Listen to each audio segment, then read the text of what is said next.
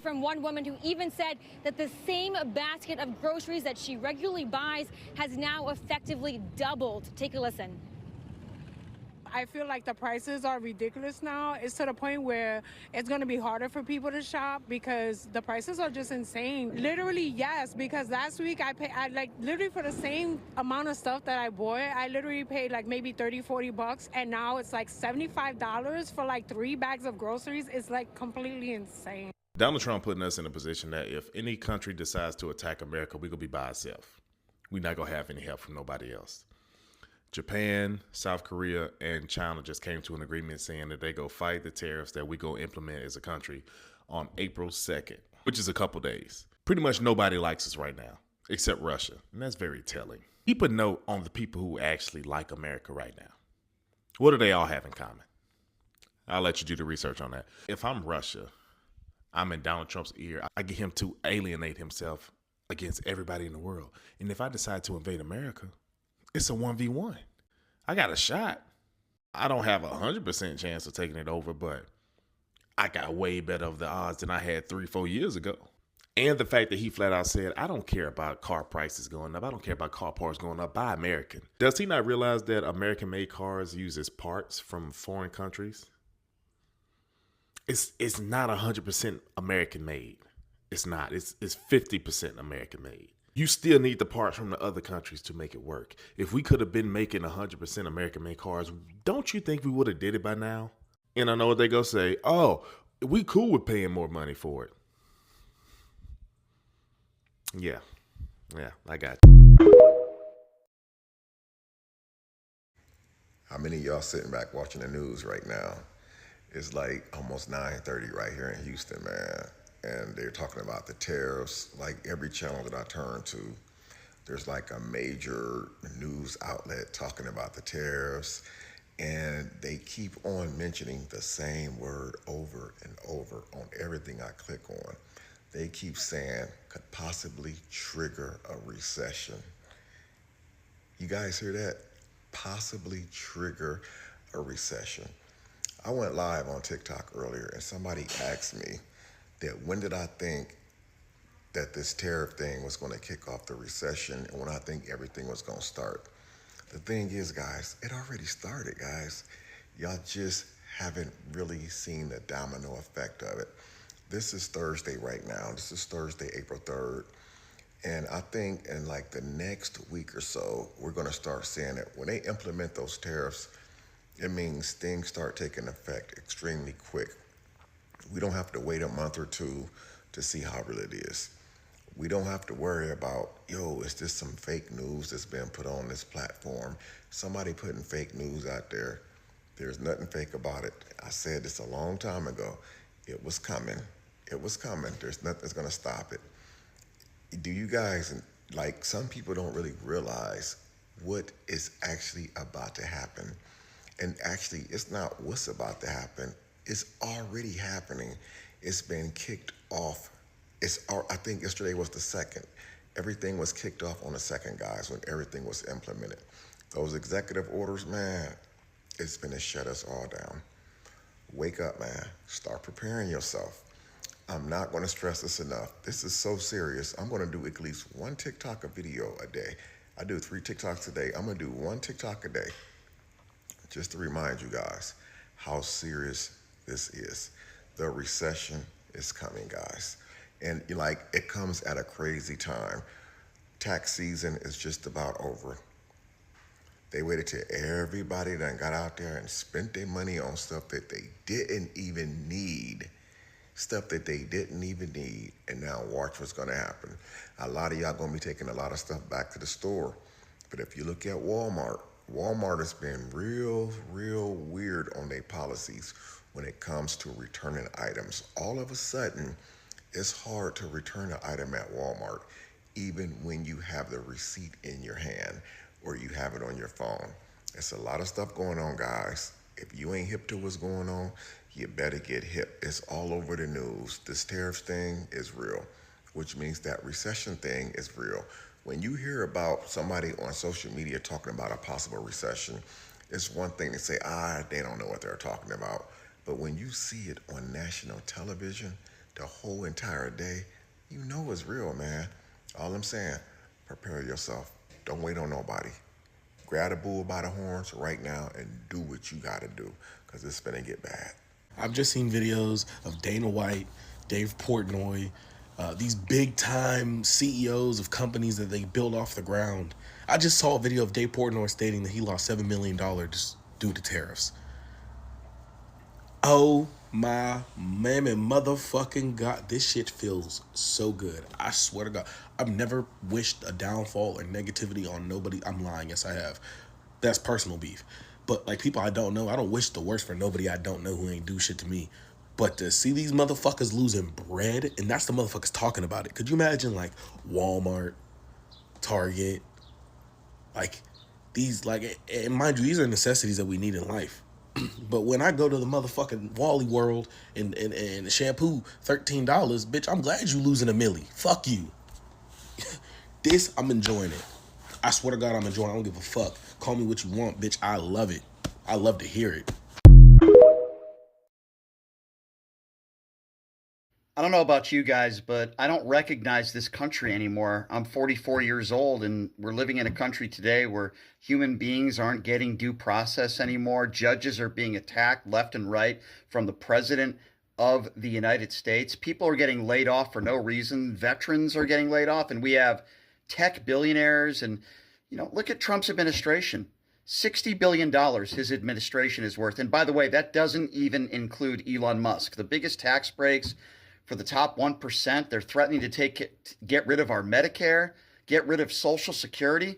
What type of country are we living in where undocumented immigrants, some who have lived here for decades and pay taxes, are getting deported from religious sanctuaries and schools? The Bibles are going to be in every classroom, the 10 Commandments. What is going on in this country? This country was founded on immigrants. Have we lost our compassion for human beings? What the fuck is going on here? Well, breaking fuck the news. China has announced they're stopping all negotiations on the selling of TikTok due to Trump's tariffs. Why don't we keep getting punished? What the fuck do we do? Breaking fuck the news. The 500 most richest people in the world lost $500 billion yesterday. We have reached the stupidest possible timeline in America in 2025. Millions of people convinced by a con man that bankrupting casinos is such a resounding measure of business success that that strategy has to be employed on the world stage, and only he can be entrusted with fixing the most unbroken economy in the history of our world. The logical byproduct of that decision was always going to be putting tariffs on polar bears and penguins. And here is the worst part about it. Donald Trump knows exactly what he is doing. He convinced you that he was doing it for you, but he is only doing it for him. Those test tariffs, those little skiffs that we had with Canada and Mexico were all preparations for the big thing, dipping his toe in the water so he could understand how much impact he could have over global markets. And then on Liberation Day, April 2nd, 2025, will go down as the most corrupt action in American history, because I promise you, there will be a day, an investigation, where history will unfold the fact that on April 2nd, 2025, more wealth was stolen out of the pockets of hardworking Americans by the President of the United States than could ever have been done before and will ever be done again.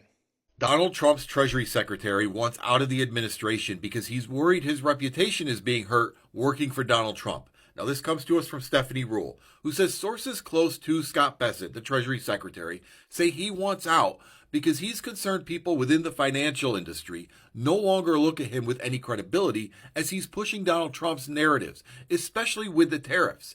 Scott Bessent has had a very rough time going out and trying to explain how Donald Trump's tariffs will help the country and trying to defend them. He looks extremely uncomfortable, and it's clear he doesn't believe what he's saying.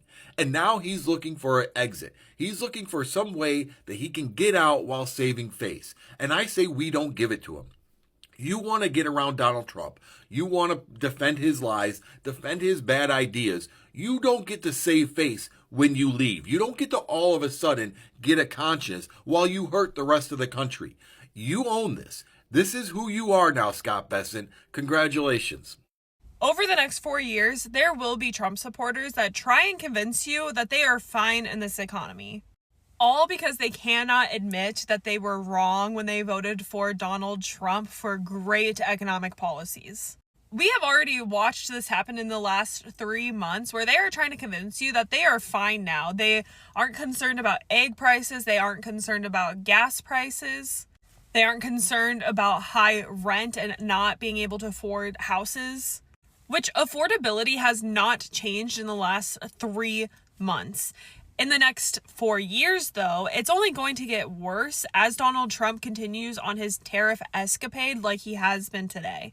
The tariffs are only going to make things more expensive, which I already made a video about this, and I had a person saying, I'm fine already, signaling that once again, Trump supporters are going to try and tell us that they are fine, even as things continue to get more expensive. Think that he'd be even worse now? Yeah. Because he was somewhat restrained, believe it or not, in the first term by people who he hired because he thought they would go along with him, and they stood up to him. And so now he is going to, if he were ever near the Oval Office again, find people who have no principles, no conscience, who are totally tied, you know, to his fortunes, literally, and therefore would do whatever he said. And so the wreckage is almost unimaginable. You know, when I was Secretary of State, I used to talk about one and done. And what I meant by that is that people would get legitimately elected, and then they would try to do away with elections and do away with opposition and do away with a free press. And you could see it in countries where, well, Hitler was duly elected. That's right. Right? And so all of a sudden, somebody with those tendencies, those dictatorial, authoritarian tendencies, would be like, oh, okay, we're going to shut this down. We're going to throw these people in jail. And they didn't usually telegraph that. Trump is telling us what he intends to do. We need to listen to Take him at his word. The man means to throw people in jail who disagree with him, shut down legitimate press outlets, do what he can to literally undermine the rule of law and our country's values.